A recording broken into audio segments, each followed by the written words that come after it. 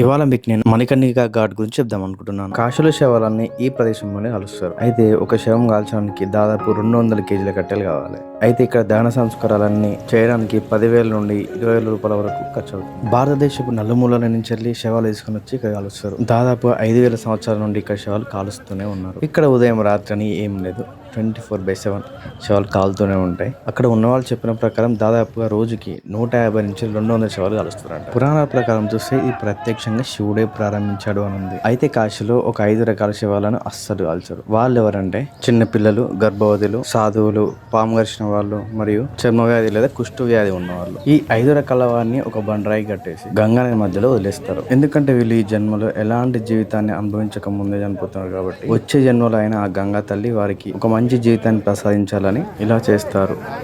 అయితే ఈ ఘాట్ కి మణికర్ణిక ఘాట్ అనే పేరు ఎందుకు వచ్చిందంటే, ఒకసారి శివపార్వతులు ఇద్దరు గంగలో స్నానం చేస్తుండగా పార్వతి యొక్క చెవి పోవు జారి ఆ గంగలో పడిపోయింది. మణి అనగా ఆభరణం, కర్ణిక అంటే చెవి, అలా మణికర్ణిక ఘాట్ అనే పేరు వచ్చింది. అయితే శవాలు ఇక్కడ మాత్రమే ఎందుకు కాలుస్తారు, వేరే ఘాట్లో కాల్చొచ్చు కదా. అయితే ఎల్లాక కథలు చెప్పినట్టుగా శివుడు పార్వతి యొక్క చెవి పోవు కోసం వెతుకుతున్నాడు. ఎంత వెతికినా దొరకలేదు. అయితే అప్పుడు శివుడు కోపంతో ఈ స్థలం బూడిదవుగాక అని శపించాడు. అప్పుడు పార్వతి తనకు సమాధానం ఇస్తూ, ఓ దేవా, ఈ కాశీకి నీ భక్తులు చాలా మంది వస్తుంటారు, అలా వచ్చిన వాళ్ళు ఇలా ఇబ్బంది పడడం తగదు అని చెప్పి చనిపోయిన వారికి మాత్రమే ఈ ఘాట్ వద్ద స్నానాలు చేయాలని పేర్కొంది. అందుకే చనిపోయిన వారిని తీసుకొని వచ్చి గంగలో స్నానం చేపించి దహన సంస్కారాలు చేస్తారు. అందుకే మణికర్ణిక ఘాట్ ని శవాలను దహనం చేయడానికి ఒక పవిత్ర స్థలంగా భావిస్తారు. మనం ఇక్కడ చూస్తుంటే అయితే ఒక దగ్గర శవాలు కాలుతూనే ఉన్నాయి, ఇంకో సైడ్ శవాలను తీసుకుని వెళ్తూనే ఉన్నాయి, మరో సైడ్ బూడిద తీస్తూనే ఉన్నారు. ఇదంతా ఇక్కడ కామన్. ఇది Manikarnika ghat story. Kashi full video description ఉంది, చూసేయండి.